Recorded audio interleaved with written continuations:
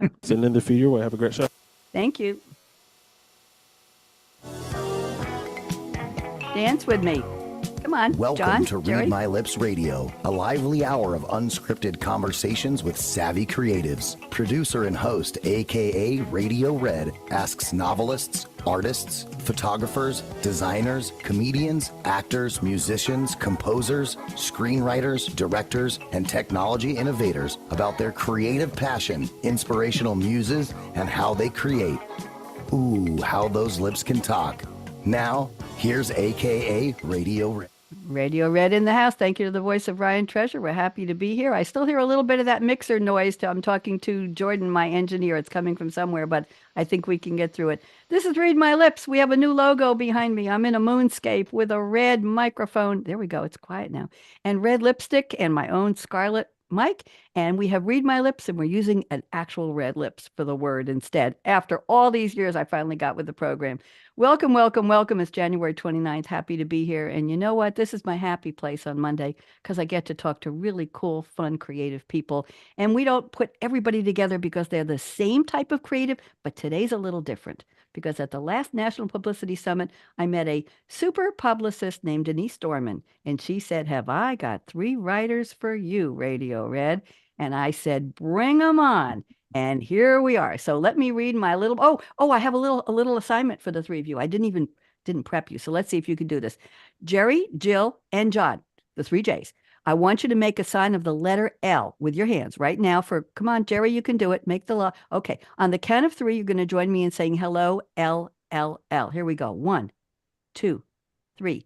Hello, L, L, L, L, L. Wow. Jordan, write that down. 5th Monday of the year. I think they were the best. They caught up pretty well at the end. That's lovely, lanky Laura Legs, our most loyal listener. She's in Whitestone, New York. I've been trying to convince her, Jill, to move to a place that starts with L, and London was a little expensive. But I'm in Loudon, Tennessee, and she might move here. So just for the heck of it. So she listens, and I will hear from her at 6 p.m., 6:01 p.m. to be exact, with a little book report on what Jill Sanders said. See, I'm introducing my guest out, what John W. Maly said and what Jerry Bingham said. How about that? There you go. So let me read a little poem I co-wrote with ChatGPT. And John, I want you to pay attention to this because we were talking about this before we started. Co-wrote is important because it's an LLL, large language model, and it's AI. I still, John, am a human. I've been certified. Don't even go there with what I just said, but I'm still certified human. So it's a combination. It's a combo. So here we go. Welcome. Oh, and when I call your name, wave. Okay. You have to wave hello because we're live streaming now. Let me get my LinkedIn to go live here. Here we are. Okay. So here we go. Welcome, audience dear, to Read My Lips Talk. We're authentic and real. Yes, we walk the walk.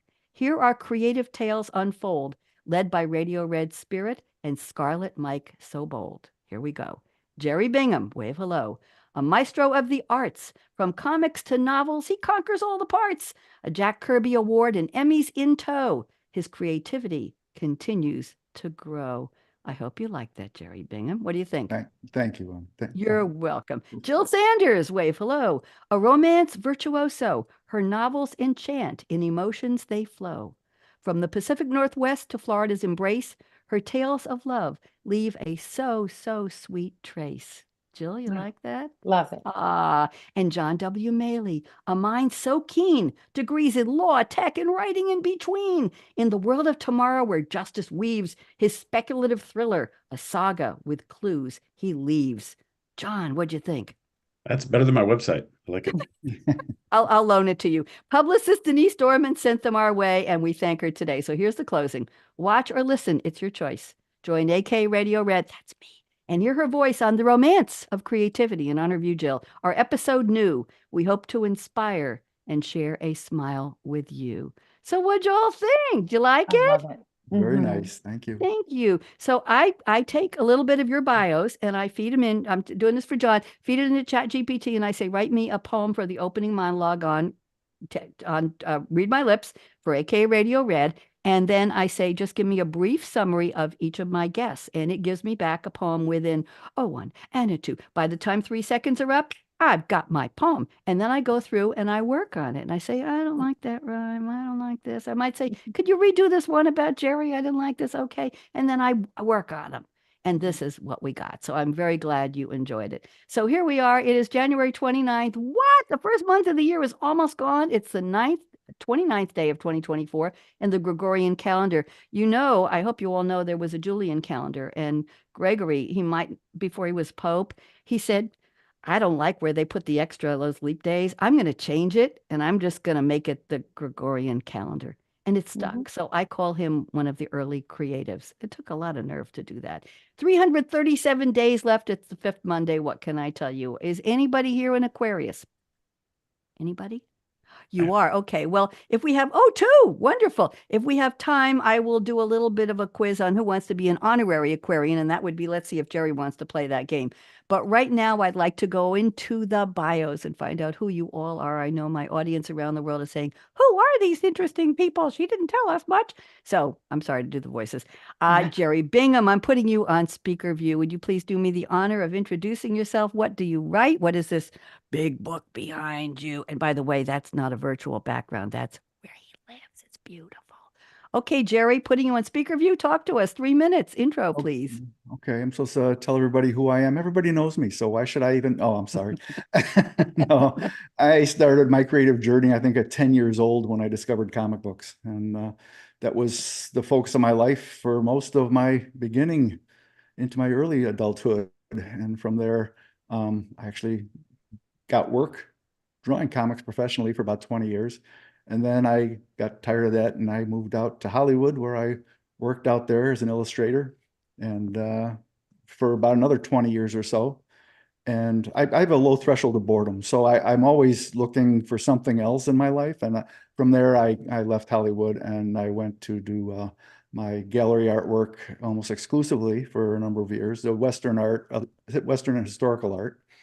And after I moved away from the West and I came east here, I decided, I've been writing all my life, so I decided now's the time when I'm just going to give up my old life and sit down to write for myself, and start out with a couple short stories, and didn't get them picked up right away by anybody. So I said, okay, I'm going to take all these short stories and turn them into a novel in stories, which is a new term I learned, where the short stories connect. And so, there's 6 short stories, 3 novelettes and 2 novellas in this book. And the last story in the book reflects back on the first story. So there's a whole arc there.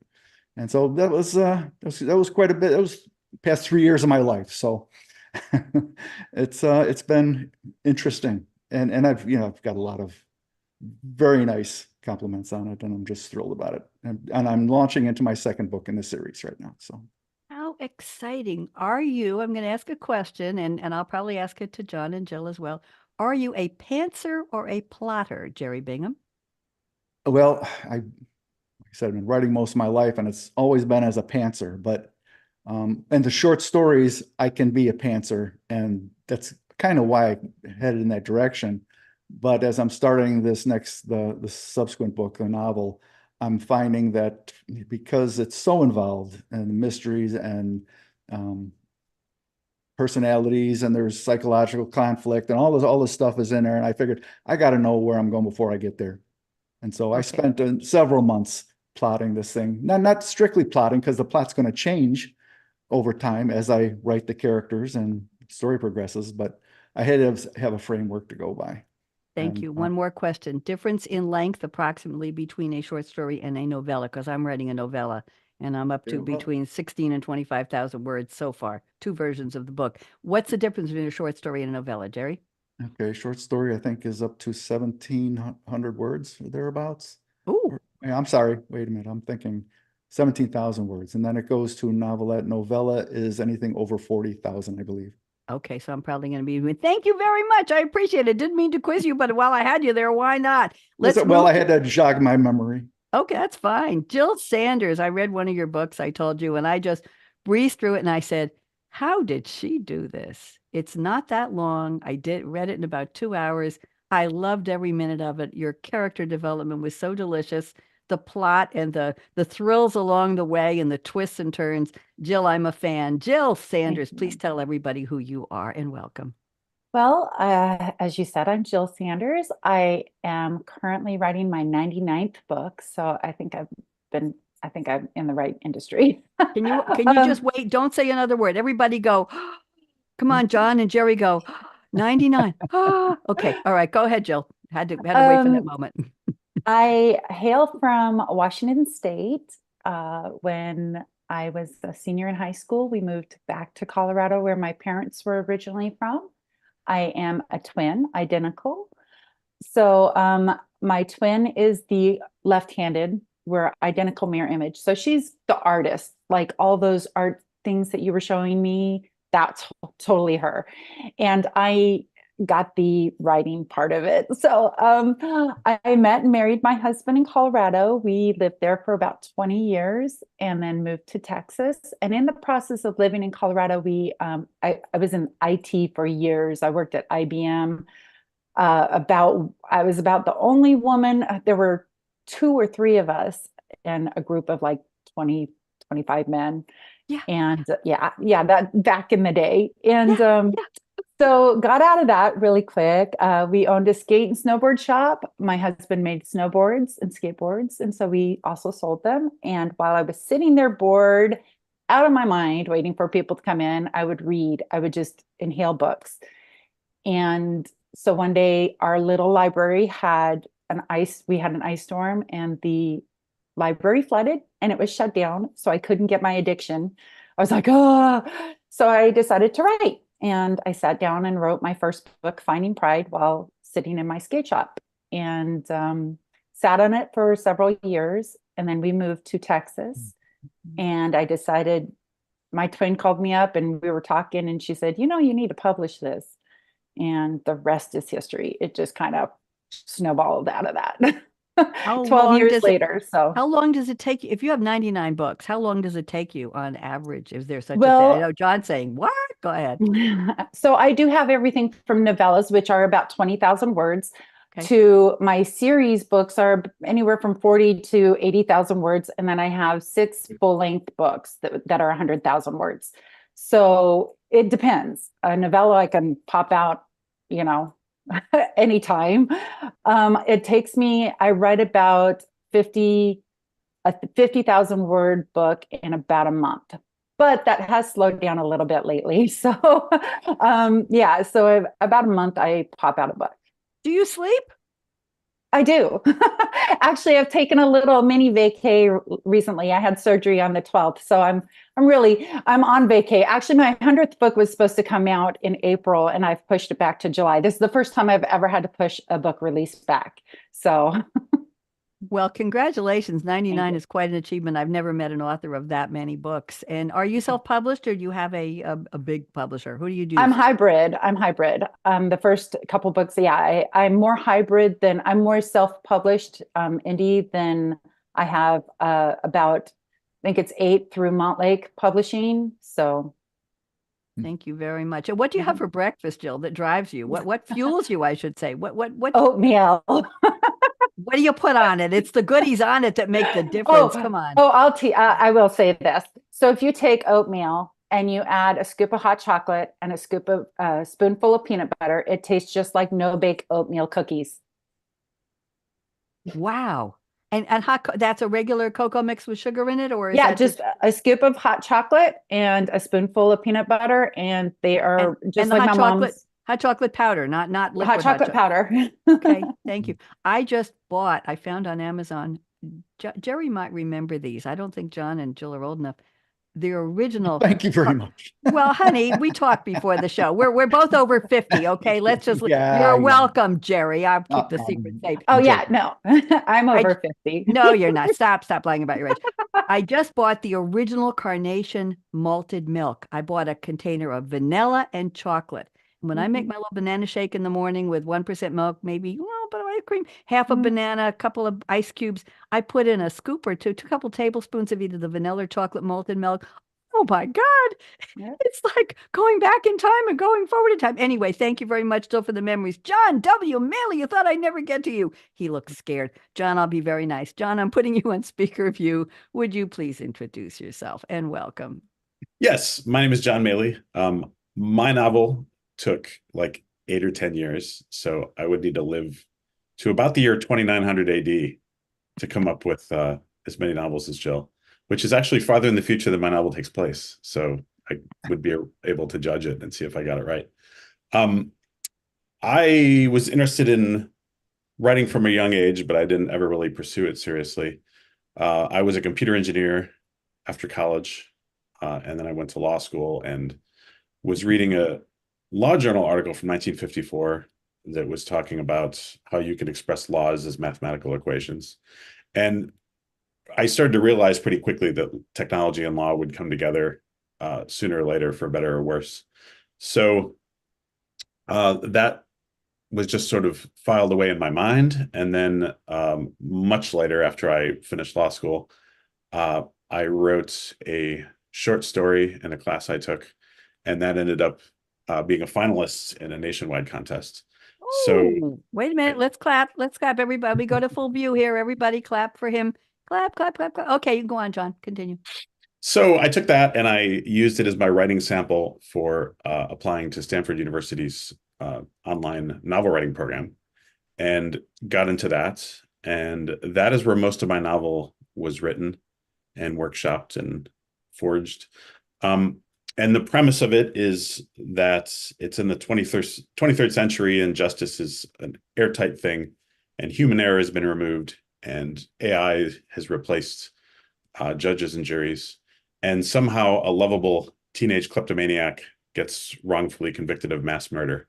And so he and his attorney have to figure out why. So it's a speculative legal thriller, sort of a future where technology and justice are far too intertwined, like I was saying. And it explores not just, futuristic scenarios, but also patterns and systems of law that have gone back through human history. So it's got a little bit of an anthropology component, and it's sort of a cross between maybe fast-paced sci-fi and like something like a John Grisham thriller. And the real motivation to write it was just that, the future is always closer than we think. So we shouldn't wait to think about the future, particularly when it comes to AI. If we wait till the genie is already out of the bottle to worry about that sort of stuff, we'll have a lot less control over how it comes out, and versus if we do sort of a careful and thoughtful, controlled release of it. I like the way you put that. By the way, what did you do in tech early? What did you do? Were you coding? What were you doing? I worked as a software engineer for a while, and then I worked on a microprocessor design team. Okay. And Jill, you were in tech also. What did you do? I was a scan analyst. When Disney started doing Pixar, when they bought out Pixar, IBM was hosting their servers, and I was the main tech adding storage for Disney back in the day. And I will tell you that I am an early woman in tech, and I was invited to be the kickoff speaker for Women in Big Data on International Women's Day, March 8th, 2022. And I wowed them because I was a programmer analyst when we did both coding in COBOL on a Xerox Sigma 6 CP5 mainframe, key punching. I key punched thousands of cards for my code, and I could do 2,000 lines, write it on paper, key punch it on Monday, and have it running by 1 o'clock on Monday afternoon. I ate, slept, drank, and breathed COBOL, and I loved it. And then I got another job. Jill's appreciating this.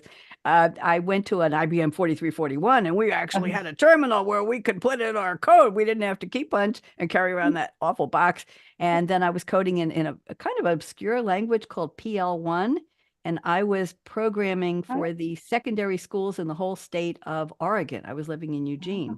And I had the task, and I could have used Jerry's skills in drawing at that point. I had the task of improvising, or shall we say, redesigning the permanent transcript form, which was something like on a piece of legal paper or maybe 8.5 by 11 for kids who were in their junior year, and putting in a little box where the guidance counselor could say, well, John has completed all of his math credits for graduation next year, but he's a little short on English, so we're not sure if we're going to hold him back from graduation. John, you better double up on your English credits in your senior year if you want to walk down the aisle. So I had to fit into this form that had been there for years, how to get this little box with the coding to put the graduation readiness credits in for each student. So I took the form and literally a ruler, Jill knows, a ruler and a piece of paper and saying, how can I get 1.5 inches square by 2 inches out of this form, and redesign the form itself in the program, and get the code to go in to use these credits and pull those from the system. I did it. There you go. So it was a lot of fun back in the days. I thought it was just a blast. So thank you all for the introductions. I am so happy to have you all here. And now we're going to go to the part of the show where you've each sent me a fictional quote from, well, we have one from a cartoon and we have some from movies. And I will read the quote with a little tiny bit of trivia. I love to look these up, as you may know from, well, I didn't show you the notes, but I've got them here. And then I'm going to ask you to explain, unpack, what does this have to do with your own creativity? Make something up. I don't know. Jerry Bingham has sent a quote from Bugs Bunny. I think it's my first time on all my shows I've had a cartoon voiced by Mel Blanc, the wonderful. Fictional character created in the late 1930s. No, we were not here then. At Warner Brothers Cartoons, originally called Leon Schlesinger Productions. If anybody alive has not heard of Bugs Bunny, before I read the quote, Bugs Bunny is an anthropomorphic gray and white rabbit, or hare, H-A-R-E, characterized by his flippant, insouciant, that's a French word, personality. He's known for his featured role in the Looney Tunes and Merry Melodies series of animated short films produced by Warner, and blah, blah, blah. He's also characterized by a Brooklyn accent. His portrayal as a trickster and his catchphrase, what's up, Doc? Throughout his, how'd I do, Jerry? Was that good? It was good enough. It was good. Oh, throughout his popularity during the golden, all right, attack the host. During his popularity during the golden age of American animation, Bugs became an American cultural icon and Warner Brothers official mascot, and he starred in more than 160 short films produced between 1940 and 64. So here is the quote Jerry has picked from all of the quotes he could have picked from Bugs Bunny. Don't take life too seriously. You'll never get out of it alive. Okay, Jerry, is this good news or bad news? What does this have to do with your creativity? Well, I saw you roll your eyes when you mentioned it was from a cartoon, but that's okay. We'll get past that. I grew up with Bugs Bunny. This is and so his name, the Warner Brothers cartoon characters, I flash back on them every once in a while. So you wanted a semi-humorous quote, and so Bugs Bunny leapt to mind with that one. I love it. I'm thrilled. It's become famous over the years. People have used it elsewhere, but I so how does it relate to your creativity? What does it have to do with you? Well, it has to do with my personality. At times we all get in the mode of we take ourselves too seriously. And so I have to rein that in, as sometimes I'm too into myself and too into my work and focused directly on a project or whatever. And then I generally have to pull myself back and say, Jerry, you lighten up. You're taking this too seriously. And then, you've only got so many hours left on the planet. Let's have a little fun with it. So. I like that. Jerry, I was thrilled that you picked, I don't usually put cartoons, I put movie or TV, but that was TV. So what's the difference? But it's a fictional character. Thank you so much. I really appreciated the quote. I wasn't upset with that. Okay, let's go to Jill Sanders. Jill has picked a quote from very iconic 1, 2, 3, 4, 5, 6, 7, 8 words, an 8-word short one. Rhett Butler, played by the amazing Clark Gable, handsome and dashing. His last words to Scarlett O'Hara, and she spells Scarlett with 2 T's, just like my microphone, played by Vivian Leigh. Gone with the Wind, of course. John likes us already. 1939 American epic historical romance film. Rhett responds to Charlotte's tearful question, where shall I go? What shall I do? In the hope she can win him back. After more than a decade of seeking her life, he no longer cares. And here's the line. Frankly, my dear, I don't give a damn. Okay, Jill, what are you going to do with this one? Go ahead. When I first put up my book, and every day since, you get, as an author, you get those negative reviews. You get those trolls that want to just poke at you. I read every review, and I've got thousands, if not hundreds of thousands, in different languages and different formats. And I try to read through all of them. And the ones that keep me up at night, I have to tell myself, frankly, my dear, I don't give a damn. That's just very keep great. writing. What do you do with the ones, Jill? What do you do with the ones in different languages? Do you get them on Facebook or LinkedIn, or do you just hit translate, or what do you do? I have my translator, or I just translate, and it's kind of fun to read them with Google Translate because they don't come across really well, which makes them funnier. Would you be willing to tell us one of the worst reviews you ever got? Would yeah. you? Okay. It was one of my first reviews, and it basically told me to go back to kindergarten. What? To go back to kindergarten. Oh, That I should you. go back to school. Yeah. That a kindergartner could do better than me. And key question, everybody wants to know. Jerry wants to know, John wants to know, and audience wants to know. Did you respond? Oh, hell no. Oh, sorry. Okay. No. It's okay. We've heard the word. It's okay. No. The funnest ones, though, really, out of my line of work, writing romance books, are the ones that say, do not read this. There's too much sex. Oh, dear. I love those. Oh, dear. Okay. Well, I will tell you that when I was doing stand-up comedy, I got a gig at a Borders bookstore on Long Island, New York with my troupe. And I was suffering from pneumonia. I didn't know it at the time, but I was in the bathroom hacking my lungs out. And we packed the place so much that they did no business in the cafe, and they were furious with us because nobody wanted to buy coffee and cake. They just want to sit and watch this free comedy show. Well, one of my comedians used the word virgin. I got a letter from the manager of Borders that we were banned because a woman had been in the store buying books for her children, and her 9-year-old son was with her, and she had stopped into the cafe to hear what was going on. And she was morbidly upset and furious with the management for having this horrible word.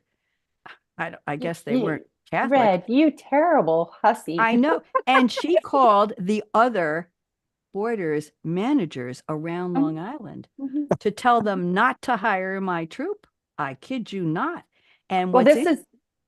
Oh, this is a fun story. When I first put it up about the first 5 of my books, somehow back in the day, Amazon's algorithm would pull from the first couple chapters, they'd pull keywords like wedding or beach or something like that. Well, I happened to have a funeral, which meant there was a preacher, a church, a ceremony. Those kind of things. So it put my first book, it was #1, I'm not kidding, for about 5 years under Christian romance. I got so many bad reviews. They're still up there. So much for algorithms, many bad reviews. Right? So much for algorithms, Jill. Yes. Right, John? I'm surprised after that my career took off. Well, possibly the controversy, it fueled book sales, right? No? Yeah. Yeah. They say there's no news like bad news. There's no such thing as a bad review. Yes. We did get to go to another Borders farther out on Long Island, but she made us give her the script of what everybody's comedy routines were in advance and promised no dirty words this time. It was a riot. So let's go on. I want to go to the quote from John Maly. John has sent a quote from 7 of 9, played by Jerry Ryan, Star Trek Voyager, sci-fi TV series 1995 to 2001. Let me see, your 7 of 9. Born Annika Hansen is a fictional character introduced in the series. She's a former Borg drone who joins the crew of the Federation Starship Voyager.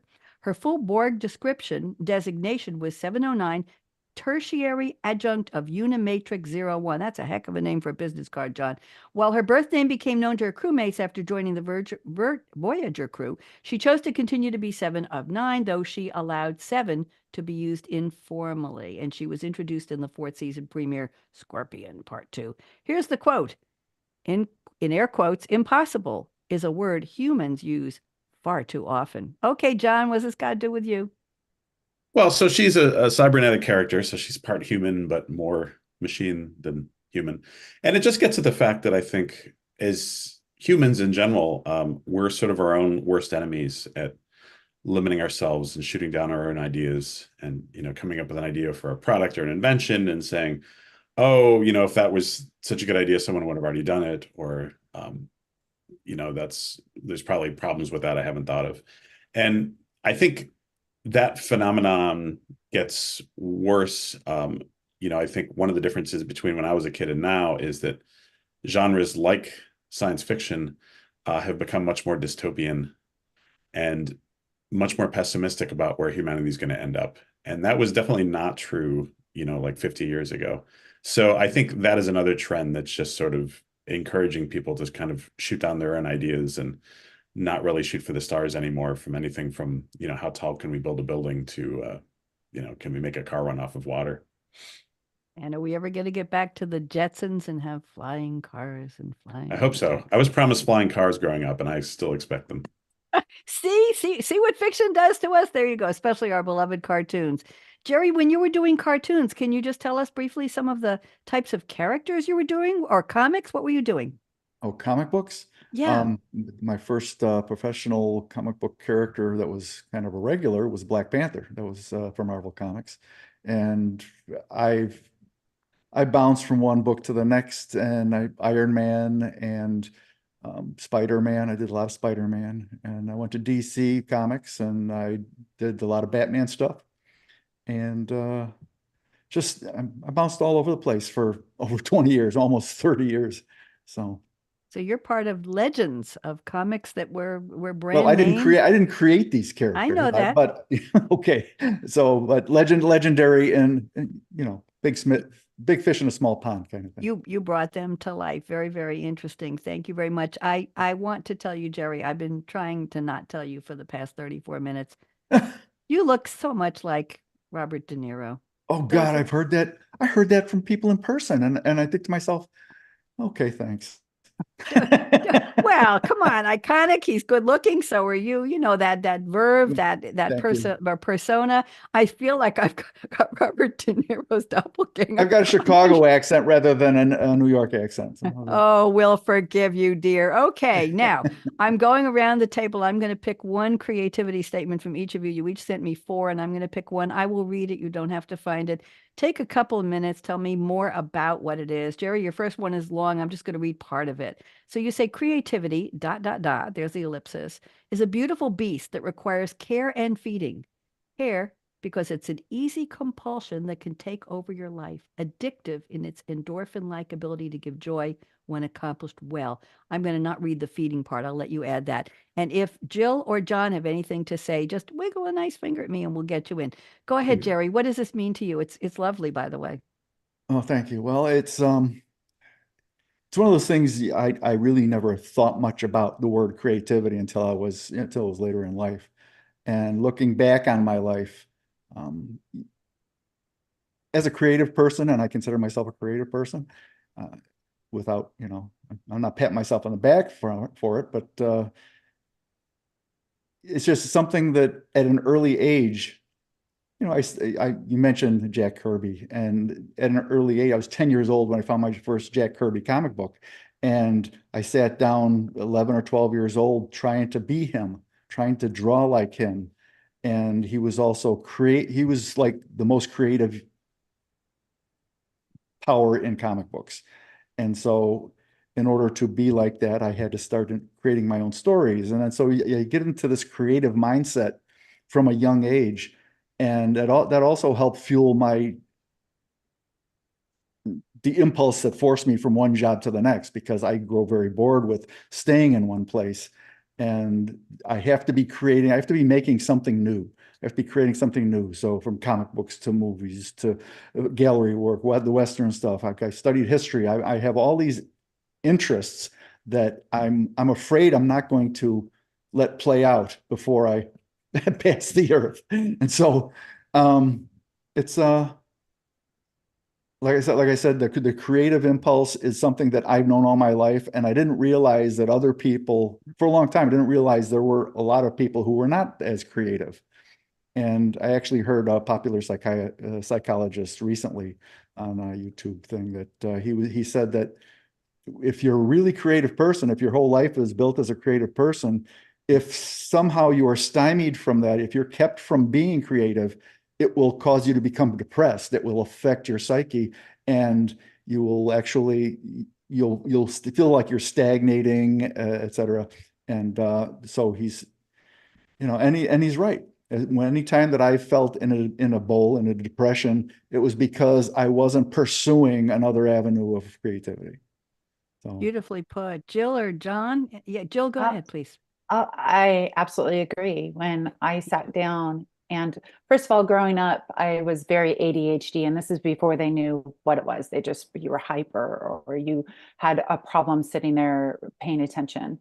And it didn't dawn on me until I was very much into my adulthood with my own children struggling with the same things, is that I was looking for an outlet. And the outlet I was looking for was being creative. And in schools, at least the schools I grew up, you didn't have that outlet. You were sit down, shut up, pay attention to me, I'm teaching you, that sort of thing. And then I did have a handful of teachers that told me early on that I had a talent for writing. But as somebody who struggled with speech and undiagnosed ADHD, that I was just, I'm too, that is above my capabilities. And as an adult with my children, seeing them going through the same things I did, I realized, and now sitting down to write, it is an addiction, because now instead of doing the things I want to do, like reading or immersing myself into an amazing story, my mind is also going, what can I write? And so it's that addiction of, I get more high off of writing my own stories than reading a story at this point. And obviously I got a big problem back here, but my readers wouldn't say so, but you know what it is. It is an addiction. And I think that more creativity and seeing that early on in children should be a huge benefit to teachers that just say, oh, you're a creative. You shouldn't be shamed for being a creative. Yep. Thank you. Very, very well put. A lot of good points. John, anything you want? Yeah, go ahead, please. Yeah, I mean, I think that's absolutely true. I think that, inevitably there's, different people are creative at different things. And I think whether you're inventing something or painting or writing, it's something that if you kind of keep it pent up, it's going to be sort of unhealthy for you. And I think ultimately, especially with writing, it's something that's even on your darkest day, it's a cathartic enough thing that even if you really aren't feeling it and you don't want to sit down and write, it's still an uplifting experience. And that's makes it sort of unique in the range of human activities that I've experienced anyway.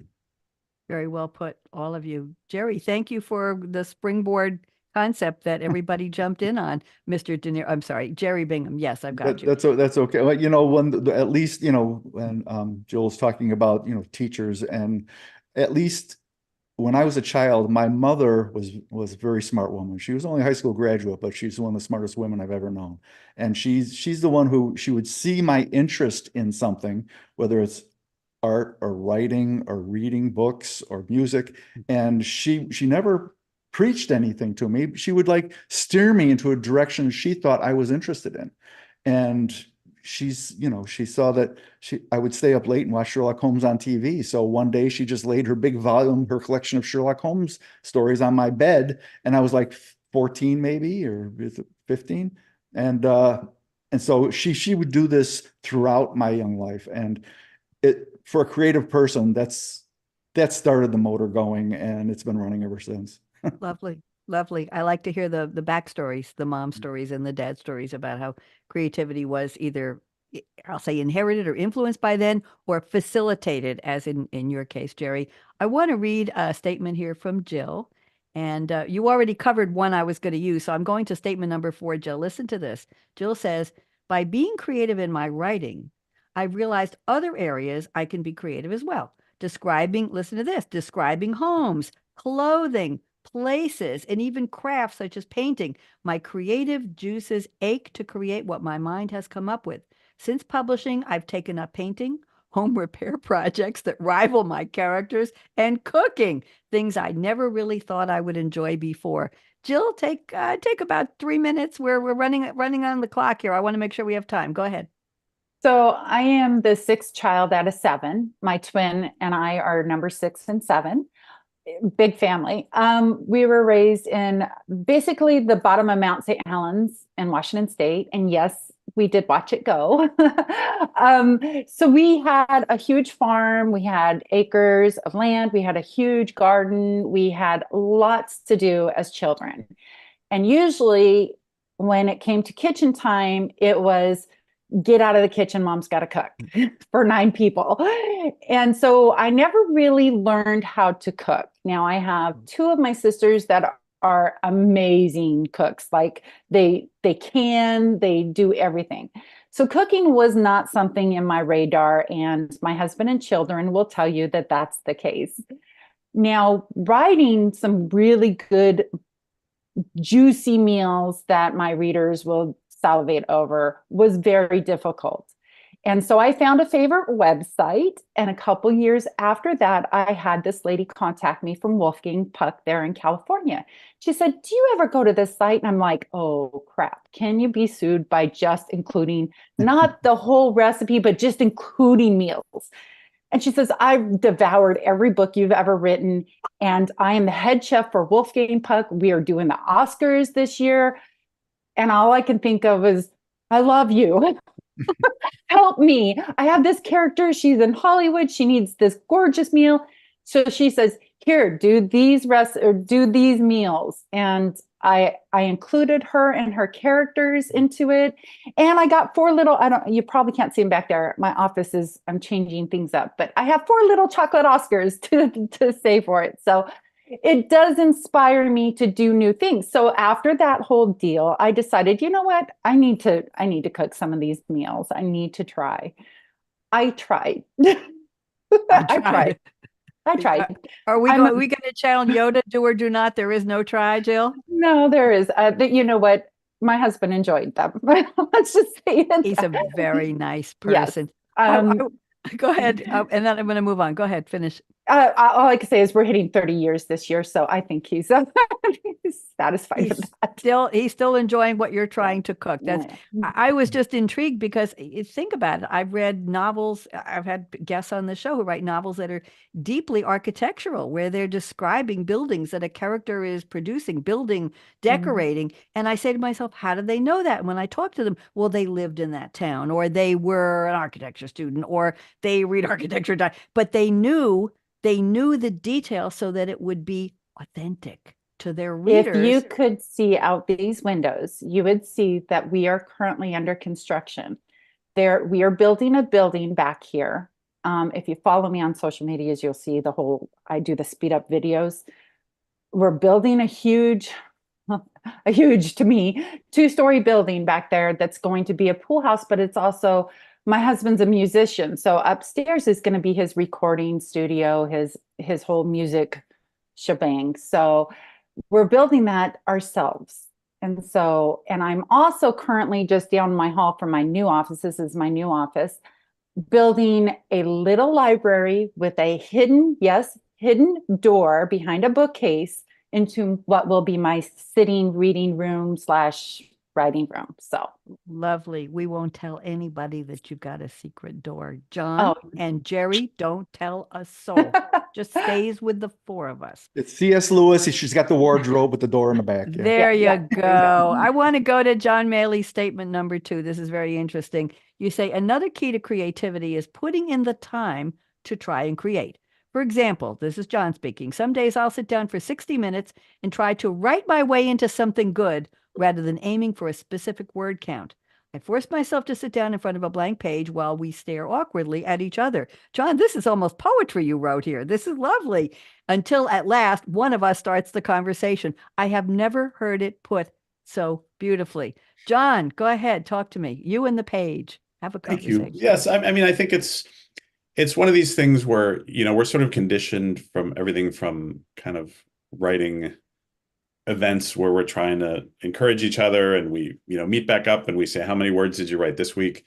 And so we tend to be very tied to objective metrics. And, the thing about writing is that when things are going really well, yes, you sit down and you crank out all these words because you've got all these ideas and you just need to implement them. But I think there's other times, and this is where novel writing gets most difficult, and really writing any kind of a story, where we sort of lose our path and we're not quite sure where the story's going yet, or we decide to change it and we don't know what to change it to. And that, I think, is when it's easiest to give up and say, I'm going to just take a month off, and then 1 month turns into 2 and turns into 6. And really what matters is how long you spent sitting down and getting through that awkward time where you really don't know where things are going. And that's every bit as important as actual word counts when things are going well. So that's kind of what that was getting at. I love that. I've been working on my novella, which is very unusual. My writing style is probably very few people would ever have tried it. It's just mine. And I might share a little bit with you after. But anyway, I keep going back and forth to it. And I discovered after a while that it's a almost murder thriller in a 55 plus community, if you can read between the lines. And it's hysterically satirical. And I will have a pen name because if anybody knew I wrote it, might not be doing radio much longer, kids. So, and the opening disclaimer says, if this reminds you of yourself or anybody you know, have a stiff drink, get a lawyer, or just get over yourself. So yes, that's it. There are no fictitious characters. They're all based on real people, including me. But I realized that I forgot to finish the so-called murder scene. So what I did was I went back into about 35,000 words and I stripped out the sections that were that part, just that part, without all the fun HOA stuff in it. And I'm up to almost 20,000 words just with that part. And then I have to add everything back. So it's going to be a lot of more the words that I planned. But I'm just now grappling with how I want to put the twist in where it's almost murder. And I probably won't put that in the title because that'll give it away. But thank you, Jill. But I'm having so much fun with it, with the characters and with where they're going. And a couple of years ago, I decided I want to write a romantic play. And I downloaded a format from the web on how do you format a play? Where's the opening scene and how do you describe the characters and what's the intro and how do you format it, the font and the spacing and all that. In 3 nights, I had a play that I produced on my TV show on Long Island with community actors. And I had just a blast. But what I want to tell you was that the characters were talking to me. I didn't put words in. John, does this happen to you? They were just telling me what to say. I wrote from 1 to 4 in the morning for 3 nights and I had it produced. It was a 29-minute, 30-second production. I did 3 plays like that. And the characters just talked to me. They just float. I didn't have to think. What are they saying? What do they do? I just knew. I knew where they started. I knew what they said. Mm-hmm. I knew the journey and I knew the ending. It was a beautiful experience. That's amazing. Yeah. My daughter Emily can sit down and just crank out a short story in record time, and not me. Well, my novel is taking a hell of a lot longer time. We have 7 minutes left. I want to do some fun stuff. Don't go away. And we will talk afterwards for a few minutes. So I have some famous birthdays. We've got some people we have to celebrate today. Okay, let me get here. Would you believe it's Tom Selleck's birthday today? Mm-hmm. We all know who he is, right? Anybody want to take a guess? We know he started out as Magnum PI, and now he's the beloved Frank Reagan on Blue Bloods. And I don't know if you knew this, but he had a basketball scholarship to get into the University of Southern California. And he was studying business administration before he started as an actor. Anybody want to guess how old Tom Selleck is? He's probably about 80, right? He's 79. Good enough. I don't need any more guesses. And another icon, Oprah Winfrey was born today. She's a little bit younger. She's a lot younger, actually. Anyone take a guess? 70. I'm going to guess 30 to maximize the chances that she lets me into her book. Jill, what did you say? 70. Exactly. She was the most influential woman in the world by Time magazine. She hosted, of course, the Oprah Winfrey Show. She was Miss Black Tennessee in college. I didn't know that. She began co-anchoring evening news at the age of 19. She's the world's first Black female billionaire and the richest self-made woman in America. She was worth only $2 billion in 2013. I don't know why they don't have that updated. I shudder to think. Anybody ever heard of Charlie Wilson, R&B singer? Yes, Charlie Wilson. Nominated for 6 Grammys. He was the lead singer in the Gap Band. Anyway, he's 71. Happy birthday, actress Heather Graham, 54 today. She was in P.T. Anderson's Boogie Nights. Sarah Gilbert, you all know her. Darlene Connor on Roseanne. Let's see. Do you know why she was motivated to be an actress? Anybody know the story? probably because of her sister. That's right. Her Maybe. brother and sister were in Little House on the Prairie. So she wanted to So be was she, I think, briefly. They didn't say that as a in it, side character. I think she was. Adam Lambert, very interesting character. He won. He was the runner-up on season 8 of American Idol, singer, and his album For Your Entertainment was a top 10 album on the worldwide charts in 2009. I think he wears a lot of makeup. Happy birthday! Now here are the ones social media you've never heard of. We have somebody named JT Casey, Casey. All I know is that he's a content creator. But on YouTube, are you sitting down, John? John, you sitting down? Okay, yes. good. On YouTube, he only has 15 million plus followers. And on TikTok, he only has 4.4 million followers. Got to work on that. So I know. So happy birthday to JT Casey. Then we have somebody named Andrew Flair, Flair, Casey was 21. Andrew Flair is 27. On YouTube, he only has 2.75 million followers. And guess what he does? He's a fisherman. He's a bass fisherman. He runs a channel called Flair, in all caps, Flair, formerly Andrew Flair Outdoors. He teaches bass fishing tips and techniques. 2.75 million followers. I guess people want to catch fish. And then we have one more called Inabber, Inabber. It's a woman. She's 27. Oh, I'm sorry. It's a man. He's 27. I couldn't tell. Only 1.1 million subscribers. However, his videos have had 155 million total views. Can you imagine counting that high, Jill, for any kind of followers? Not you personally. British YouTube star who comments on pop culture and streams video games such as Lego Star Wars. 155 million views. I can't even think about it. Let's do some quick music here. Let's see, in entertainment. Okay, Peter, Paul, and Mary on this day in 1962 signed with Warner Brothers Records. In 1964, on this day, the Beatles recorded the German versions of She Loves You, Sie liebt dich, and I Want to Hold Your Hand, Komm, gib mir dein Hand. On this day in 1969, I did my best. On this day in 1969, Peggy Lee recorded Is That All There Is? Forgive me. On this day, the same day in 69, Glenn Campbell debuted the Glenn Campbell Good Time Hour. There you go. Lasted 3 seasons. On this day in 77, Rolls Royce's At the Car Wash hit #1 in the U.S. On this day in 1985, We Are the World soloist Bruce Springsteen, Diana Ross, and Bob Dylan walked out of an overnight recording session into the morning air with producer Quincy Jones. On this day in 1991, the American Music Awards, Gloria Estefan performed live for the first time since the bus tour accident that left her with a bad back. There you go. And she wrote Coming Out of the Dark, inspired by recovery. On this day in 1997, Paul Simon had a musical, The Cape Man, on Broadway. It lasted only 68 performances. I don't know why. And today is National Holiday, Bubble Wrap Appreciation Day. Are you appreciating bubble wrap, Jill? Yes. I think so. It's Curmudgeon's Day, Freethinkers Day. It's National Carnation Day. I mentioned carnation malted milk. It's Corn Chip Day, and it's Puzzle Day. January is the Apricot and Apple Month, the Artichoke and Asparagus Month, Bread Making Machine Month.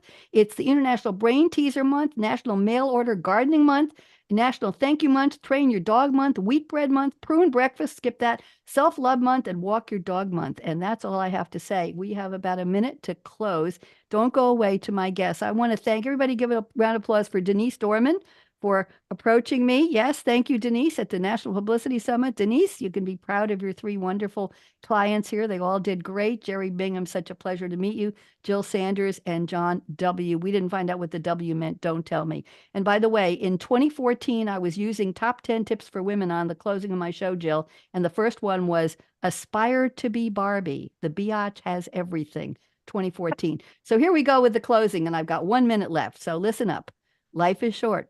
Break the rules. Forgive quickly. Well, kiss slowly. Definitely. Love truly, and laugh uncontrollably. Join me in a 3-second laugh. John, Jill, and Jerry. 1, 2, 3. Jerry, you could do better than that. It's Curmudgeon Day. Laugh uncontrollably and never regret anything that made you smile. Here are my final words. Work like you don't need the money. Dance like no one's watching. Sing like nobody's listening. La! And love like you've never been hurt. We all have, haven't we, Jill? Get over it and write another book. Money talks, chocolate sings, la, la, la. And last but not least, I stole this line from somebody years ago.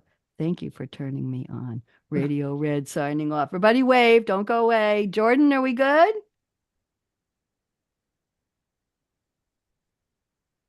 Jordan. All clear. Great show.